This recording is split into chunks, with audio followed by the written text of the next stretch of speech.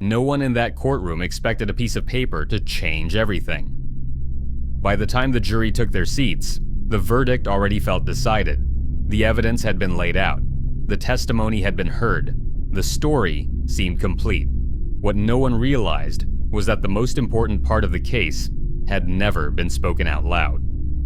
The defendant sat quietly at the defense table, hands folded, eyes forward. Middle-aged, unremarkable, the kind of person people rarely look twice at. He hadn't reacted to the trial the way people expect.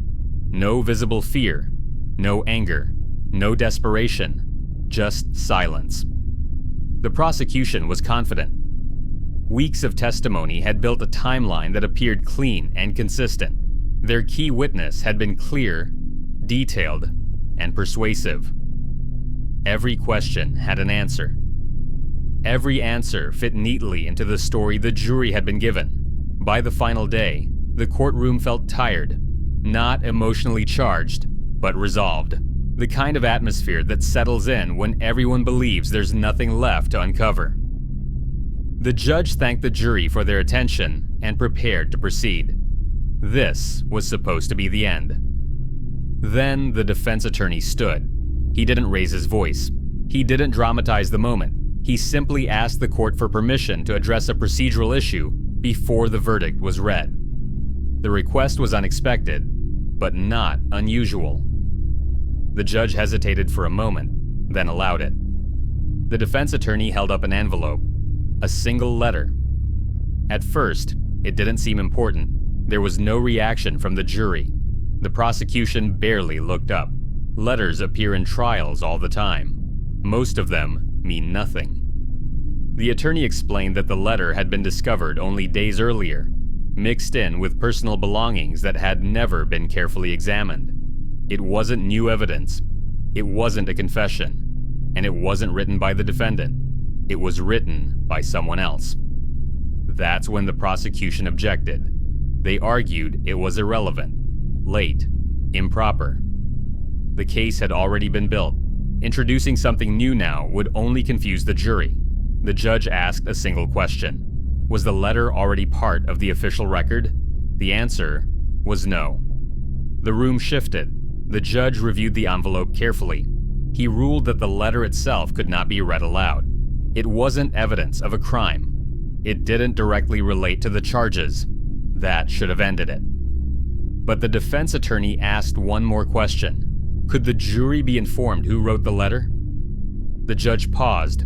The jury leaned forward slightly, not consciously, but instinctively. The defendant remained still. After a moment, the judge nodded. The defense attorney turned to the jury and spoke slowly. The letter was written by the prosecution's key witness, the same witness whose testimony had tied the entire case together. The courtroom went silent. The witness sat frozen. Their eyes dropped to the table. The prosecution stiffened. The defense attorney explained that the letter wasn't threatening. It wasn't criminal. It was personal, familiar, concerned. Written years before the crime ever occurred. Written by someone who knew the defendant far better than they had admitted under oath. The witness had claimed distance, claimed their involvement was minimal, claimed their relationship was purely circumstantial. The letter suggested otherwise. The defense attorney didn't read the letter. He didn't need to. He described its tone instead. Protective, emotional, written by someone who cared. The prosecution objected again, louder this time. The judge raised his hand. The jury wasn't looking at the lawyers anymore. They were looking at the witness. The defense attorney asked a simple question. Had the witness ever told investigators about the letter? The witness said no.